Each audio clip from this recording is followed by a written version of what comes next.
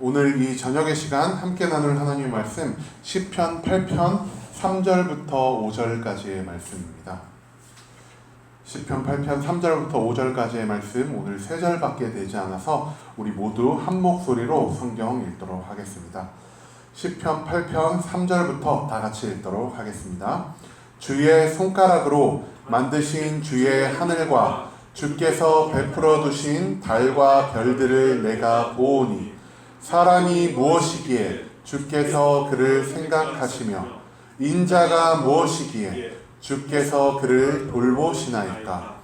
그를 하나님보다 조금 못하게 하시고 영화와 존귀로 관을 씌우셨나이다. 아멘.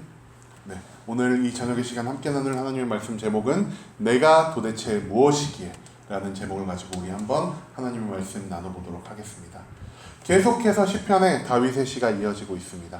저희가 3편부터 계속해서 연결된 다윗의 시를 바라보고 우리가 공부하고 있는데 시편 8편은 우리가 여태껏 봐온 다윗의 시와는 약간 그 성격이 다른 것처럼 보입니다. 시편 3편부터 7편까지 다윗이 하나님 앞에 어떤 기도를 올렸습니까? 대적이 나를 공격하려 합니다, 하나님. 그리고 그 이유조차 말할 수 없는 긴급하고 다급한 마음으로 하나님 도와주세요, 응답해주세요, 이런 기도를 또한 했고요. 그리고 마지막으로 하나님, 내가 육신의 병으로 인하여 내 신앙, 내 영혼마저 흔들려 하나님 앞에 내가 간구하며 나아가오니 내 병을 고쳐주세요 라는 이 모든 기도 제목이 하나님 앞에 무언가를 구하고 하나님 앞에 간절히 무언가를 아뢰며 응답을 바라는 그러한 기도가 다윗의 시의 전부를 차지하고 있었습니다. 그런데 이 시편 8편의 이야기는 여태껏 다윗이 해왔던 그 간절함, 하나님께 응답을 구하는 기도와는 조금 성격이 달라 보입니다. 이 시편 8편은 다윗의 시 중에 가장 먼저 나온 찬양시이자 시편의 말씀 중에 가장 처음 나온 찬양시입니다. 즉 다윗이 하나님께 영광을 돌리고 하나님이 나에게 주신 그러한 모든 것으로 인해서 감사의 기도를 올리며 찬양드리는 그러한 이유를 위해서 만들어진 시가 바로 오늘 시편 8편의 말씀이라 할 수 있겠습니다. 자, 그렇다면은 다윗이 무엇 때문에 하나님께 이렇게 감사와 영광의 찬송을 드리고 있는가? 우리가 곧 시편 8편 3절의 말씀을 통해 발견할 수 있습니다. 주의 손가락으로 만드신 주의 하늘과 주께서 베풀어 두신 달과 별들을 내가 보오니. 다윗은요, 지금 대자연, 하나님이 창조하신 천지 만물의 한 가운데 서 있습니다. 그러면서 다윗은 이 하늘과 땅을 보고 하나님이 창조하신 많은 자연물들을 보고 구름을 보고 달과 별들을 보고 하나님의 놀라우신 능력에 대해서 엄청나게 큰 찬탄을 내비치고 있다는 것이죠. 우리는 아무 생각 없이 하늘을 보고 땅을 보고 그냥 하늘을 보고 맑으면은 맑은 날씨구나, 흐리면은 비가 오겠네, 이 정도 생각하고 말지만 하나님에게 완전히 감동된 성령으로 충만해진 다윗의 눈에는 그 자연물 하나하나 속에 깃들은 하나님의 놀라움을 발견할 수 있었기 때문에 다윗은 하나님의 천지 만물, 하나님의 그 창조하신 것 가운데에서 하나님의 놀라움을 발견하며 하나님이 어떻게 이렇게 전지전능한 분이시고 하나님 이렇게 멋있는, 이렇게 완전한, 그리고 너무나 계획에 따라서 계획적으로 착착착 움직여가는 이 자연을 어떻게 만드셨을 뿐 아니라 하나님 계속해서 주관하고 운행하고 계신죠. 하나님의 능력을 보니 내가 찬송하지 않고는 배길 수가 없습니다. 이런 마음을 가지고 오늘 하나님 앞에 나아가 찬양하는 그런 다윗의 기쁘고 즐겁고 행복에 충만한 모습을 우리는 시편 8편을 통해 발견할 수 있습니다. 하지만 이렇게 계속 찬양이 연결되면 좋겠지만 시편 8편 4절을 보면은 다윗의 기도가 잠깐 분위기의 전환점을 맞이하게 되는데요. 시편 8편 4절의 말씀 이렇습니다. 사람이 무엇이기에 주께서 그를 생각하시며 인자가 무엇이기에 주께서 그를 돌보시나이까. 다윗은 이렇게 말하고 있습니다. 이 시편 8편 4절의 말씀에서 우리가 주목해서 봐야 할 단어가 두 가지가 있습니다. 첫 번째 단어가 바로 사람입니다. 사람이요, 성경에서 특히 히브리어로 사람을 여러 가지로 표현을 합니다. 이쉬로 표현할 때도 있고요, 아담으로 표현할 때도 있고요, 에노시로 표현할 때도 있고요, 벤 아담 등으로 표현할 때가 많습니다. 너무나 많은 표현이 있지만 그 중에서 여기 사람을 표현할 때 다윗은 히브리어 에노쉬라는 단어를 사용했습니다. 이 에노쉬에 어떤 의미가 담겨 있느냐? 아까 말씀드린 이쉬, 에노쉬, 아담, 벤 아담 모두 다 사람, 인류, 우리 살아가는 평범한 사람들이라는 뜻을 담고 있지만 그 속에 깊은 뜻을 찾아보면은 이 에노쉬라는 뜻은 도저히 불치병에 걸려서 인간의 힘으로 그 상황을 혼자 이겨낼 수 없는 완전한 절망과 완전한 저주의 상황을 의미할 때 이 에노쉬란 단어를 성경에서 종종 사용하곤 합니다. 그리고 우리가 두 번째로 지켜봐야 할 것이 무엇이냐? 바로 이 사람과 똑같은 뜻을 가지고 있는 인자라는 뜻입니다. 인자, 한문으로 사람 인자의 아들 자자겠죠? 사람의 아들. 이것을 성경에서는 벤 아담이라고 표현하고 있습니다. 벤에 라고 앞에 붙으면은 이것은 누구누구의 아들이라는 뜻을 가집니다. 그렇다면은 벤 아담, 무슨 뜻일까요? 아담의 아들들이라는 뜻을 가지고 있습니다. 그런데 우리가 단순히 우리 아담에서 우리의 인류가 시작했으니까 우리 모두가 아담의 자손이지, 이렇게만 이거를 짚고 넘어가면 안 됩니다. 아담이 하나님 앞에서 무엇을 범했죠? 죄를 범하게 됩니다. 그렇기 때문에 아담은 하나님과 본질적으로 떨어진 존재로서 하나님께 완전히 의탁되지 못하고 자기 혼자만의 힘으로 이 세상을 살아가다가 무슨 운명을 맨 마지막에 맞이하게 되죠? 죽을 운명을 맞이하게 됩니다. 여기서 말하는 인자, 히브리어로 벤 아담으로 표현되는 인자는 결국 우리의 인생의 마지막에 죽음을 맞이할 수밖에 없는 그런 인간들의 무가치하고 무능력한 그러한 모습을 표현할 때 이 벤 아담, 인자라는 표현을 사용하고 있습니다. 그런데 다윗이 갑자기 하나님을 막 찬양하는 찬양시에서 너무나 절망적이고 너무나 저주스러운 표현 두 가지를 갑자기 사용을 합니다. 하나님, 우리 이 저주받아서 하나님 앞에서 도저히 나아갈 수 없는, 나의 힘으로 이 저주를 떨쳐낼 수 없는 이렇게 부족하고 나약한 인간이 무엇이기에 하나님께서 우리를 그렇게 생각하고 계십니까? 라고 성경은 말하고 있습니다. 또한 다윗은 이렇게 말합니다. 하나님 앞에 죄를 지어서 죽을 수밖에 없는 우리 한 사람 한 사람이 도대체 무엇이기 때문에 하나님이 우리를 그렇게 돌보고 계십니까? 라고 다윗이 말하고 있다는 것이죠. 다윗이 왜 이런 생각을 하게 됐을까요? 자연과 사람을 비교해보면요, 자연은 절대적으로 하나님의 모든 명령에 순종하고 충성하는 모습을 보입니다.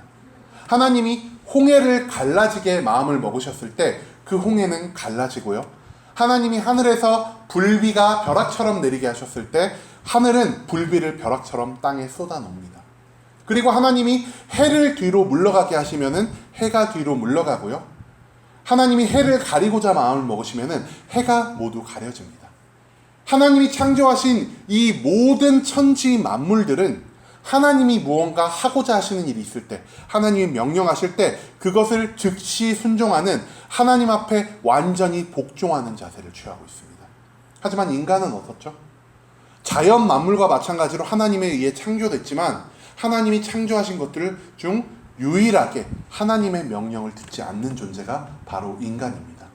하나님의 말씀을 듣지 않고 하나님보다 오히려 죄를 사랑하며 하나님에게서 자꾸 멀어지려고 하는 존재가 오늘 다윗이 이 자연 속에서 발견한 나라는 존재, 절대적으로 저주받은 존재이자 절대적으로 죽음을 향해 달려갈 수밖에 없는 무가치하고 절망에 빠진 너무나 나약한 존재가 나라는 사실을 발견했을 때 다윗은 하나님 앞에서 한탄할 수밖에 없고 나 자신이 누구보다 작아진 모습으로 하나님 앞에 나아갈 수밖에 없었다는 것이죠. 그리고 나서 다윗은 이렇게 말합니다. 하나님, 저처럼 저주받은 사람이 무엇이길래 하나님께서 그를 생각하신다. 24시간 단 한순간 1분 1초도 하나님께서 나에 대한 생각을 멈추시지 않고 있다는 것을 의미합니다. 내가 저주받은 존재임에도 불구하고. 그리고 또 다윗이 이렇게 말합니다. 하나님, 이렇게 죽을 수밖에 없는 무가치한 존재임에도 불구하고 하나님께서 1분 1초도 왜 나를 떠나지 않으시고 따뜻한 마음으로 나를 품으시며 돌보고 계십니까? 라고 말을 하고 있다는 것이죠. 그리고 나서 5절의 말씀을 통해 다윗은 계속해서 하나님께 말합니다. 하나님, 우리가 이렇게 부족한 존재이고 하나님에게서 멀어지려고 하는 존재이지만 하나님은 우리를 하나님보다 조금밖에 못한 존재로밖에 만들지 않으셨고 영화와 존귀로 관을 씌워서 모든 천지 만물을 다스리게 하시는 권한을 우리에게 주신 분입니다. 라는 말을 하면서 다윗의 찬양시는 계속해서 이어집니다. 여러분, 우리가 왕따 당하는 학생, 그리고 한 집단에 잘 어울리지 못하는 사람들에게 무언가 충고를 해줄 때 어떤 충고를 해줘야 할까요? 저는 그런 얘기를 종종 많이 들었던 것 같습니다. 야, 너가 예쁨 받을 짓을 해야지 애들이 너를 예뻐해 주지. 야, 너가 사랑받을 만한 짓을 해야지 사람들이 너를 한 번이라도 더 생각해 주지 않겠어? 그죠? 저도 어디서 많이 들어본 것 같습니다. 그래가지고 저도 이 얘기를 굉장히 많이 듣고 컸습니다. 그리고 이 얘기가 절대로 틀린 이야기가 아닙니다. 사람과 사람과의 관계에 있어서 나에게 유익이 되지 않고 내가 싫어하는 행동만 하는 것을 누가 좋아하고 나의 무리로 받아들일 수 있겠습니까? 제가 그래서 곰곰이 생각해 봤습니다. 나는 어떠한 기준으로 사람을 좋아하게 될까라고 말이죠. 그러니까 3가지 기준이 정해졌습니다. 첫 번째, 나보다 뛰어난 사람이면 좋겠다. 내가 무언가 이 사람을 통해 배울 수 있는 사람이면 좋겠고, 또 내가 어려울 때 이 사람에게 도움을 받을 수 있는 사람이 내 곁에 있으면 얼마나 좋을까. 나보다 조금은 뛰어난 사람이 나와 친구가 되었으면 좋겠다. 저는 이런 생각을 합니다. 그리고 2번째로 어떤 생각을 하느냐, 나와 취미가 맞는 사람, 내가 좋아하는 걸 좋아하고 내가 싫어하는 거를 싫어하는 그런 취향이 일치하는 사람이 내가 친구를 사면 얼마나 재밌을까.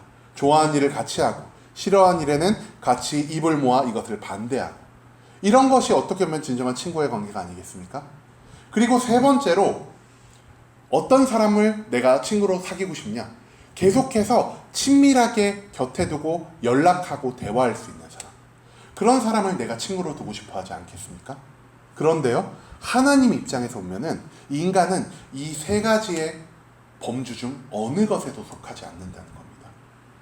하나님보다 인간이 뛰어납니까?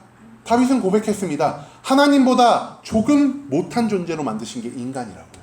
나보다 급이 낮고 나보다 한참 밑에 있는 존재와 먼저 다가가서 친해지려는 사람, 저는 좀처럼 발견할 수 없는 것 같습니다. 그리고 2번째로, 하나님이 보기에 인간은 하나님이 죽기까지 미워하시는 죄와 항상 함께 살아가는 자입니다. 즉, 하나님이 싫어하시는 것과 가까이 하고 하나님이 좋아하시는 그 거룩과 사랑의 삶에서 점점 멀어지려고 하는 것이 인간이라는 겁니다. 내가 좋아하는 것을 싫어하고 싫어하는 것을 좋아하는 사람과 내가 친하게 지낼 수 있겠습니까? 마지막으로, 하나님의 입장에서 인간은 대화하고 소통하기 너무나 어려운 존재입니다. 아까 말씀드린 것처럼 인간은 죄가 있기 때문에 하나님께 무엇을 직접적으로 아뢰러 나올 자격을 부여받지 못한 존재입니다. 또한 하나님은요, 인간 앞에 함부로 나타나실 수 없게 되었습니다. 왜냐? 죄 없는 하나님이 죄 있는 인간과 마주하게 되면은 그 인간이 죽음의 공포를 느끼고 죽임 당할까봐 하나님은 인간 앞에 함부로 나타나지 못하게 되었습니다. 그 말은 무엇이냐? 인간과 하나님 사이에 대화가 단절되고 소통이 단절되었다는 것을 의미합니다. 옆에 계속 두고 말하지 못하고 소통할 수 없는 존재와 어떻게 친밀한 관계를 유지할 수 있겠습니까? 인간은 하나님의 모든 기준에서 탈락당해야 마땅한, 하나님의 기준에서 사랑받을 자격이 없는 그런 존재라는 것이죠. 그럼에도 불구하고 다윗은 말합니다. 하나님, 내가 이렇게 부족한 존재임에도 불구하고 하나님께서는 왜 나를 사랑하십니까? 하나님의 입장에서 우리는 사랑받을 가치가 없는 존재입니다. 그럼에도 불구하고 하나님은 이유 없이, 조건 없이, 그리고 우리가 하나님께 무언가를 해주지 않아도 여전히 우리를 사랑하고 계신다는 것을 다윗은 오늘 시편 8편의 말씀을 통해 우리에게 알리고 있습니다. 우리의 대부분 친밀한 관계는요, 나의 이익을 바탕으로 할 때가 너무나 많습니다. 아까도 말씀드린 것처럼 내가 배울 점이 있거나 도움을 받을 수 있는 사람, 그리고 나와 취미가 맞아서 같이 있으면 즐거운 사람, 그리고 나와 계속해서 소통을 하면서 뭔가 내 관계성, 그리고 인간은 사회적인 존재라고 하죠. 사람과 만남과의 그 관계 속에서는 즐거움을 나에게 줄 수 있는 사람. 우리는 그런 사람과 친해지고 싶어 합니다. 하지만 하나님은 우리가 그런 존재가 아님에도 불구하고 여전히 우리를 계속해서 단 한순간도 쉬지 않고 우리에 대해서 생각하시는 분이시고, 하나님은 계속해서 쉬지 않고 우리의 옆에서 따뜻한 마음으로 우리를 품어주시는 분이라는 사실을 다윗은 찬양하고 있다는 겁니다. 하나님의 사랑은 조건이 있는 사랑이 아닙니다. 하나님의 사랑은 무조건적인 사랑입니다. 우리가 죄를 지었든 죄를 짓지 않든, 우리가 하나님 앞에 유용한 사람이든 유용하지 않은 사람이든, 내가 하나님 앞에 헌금을 많이 했든 헌금을 많이 하지 않았든, 내가 교회 봉사활동을 열심히 하든 열심히 하지 않든, 하나님은 우리 모두를 누구보다 많이 사랑하시고 누구보다 더 크게, 누구보다 더 깊이 사랑하신다는 것을 오늘 다윗은 시편 8편의 말씀을 통해 우리에게 알려주고 있습니다. 우리가 이 시간 하나님 앞에 나와 기도할 수 있는 이유가 무엇입니까? 하나님이 우리를 사랑하시기 때문입니다. 하나님이 우리를 사랑하시지 않으신다면 우리의 기도가 하나님께 상달될 수 있겠습니까?